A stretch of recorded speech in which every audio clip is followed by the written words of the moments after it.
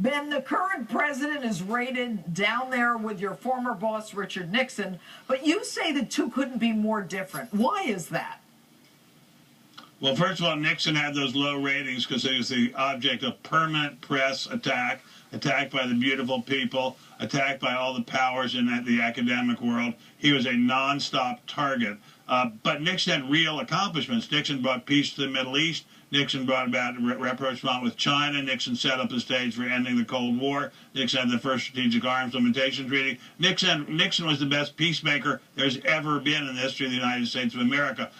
Obama also has achievements. He's wrecked the healthcare system of America. He's destroyed American prestige in the world. He's wrecked the armed forces. So he has achievements, but they're negative achievements. But the beautiful people still worship him. The Hollywood celebrities, the celebrities in the mainstream media, they love him and worship him. So he will never get to a really low approval rating, and he will never be able to be kicked out of office. There's just too much press and media and beautiful people power around him. But Ben, is this really just about a Democrat versus a Republican? I mean, are not at all.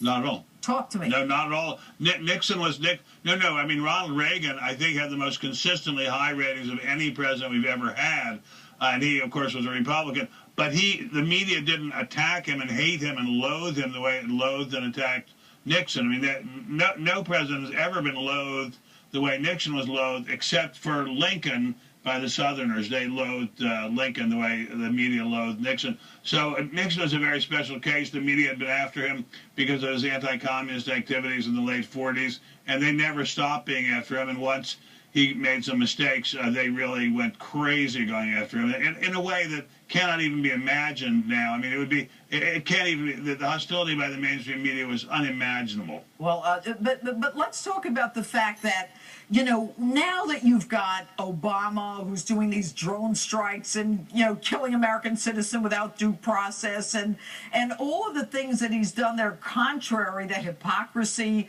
You know, 7 million people have lost their insurance or been bumped from their plans. It's estimated 75 million will lose their, you know, employer insurance. I mean, will this change, Ben? I mean, does he have such a halo over his head that he's safe from everything?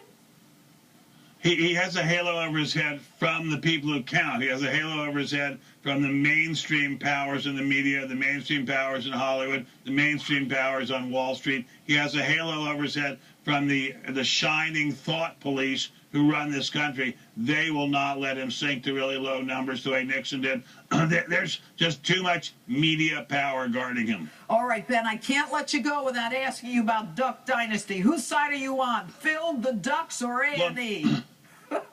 Well, drama is supposed to be about conflict, but A&E apparently says, no, you're not allowed to have conflict if you're against certain power centers in America, especially the gay power center. Then you're out automatically. The thought police weigh in there too. I think they should have a gay person come on and confront him on Duck Dynasty. Then you'll have some real drama. All right, Ben, it's always good to have you on. Thanks so much for being with us tonight. Thank you. All right.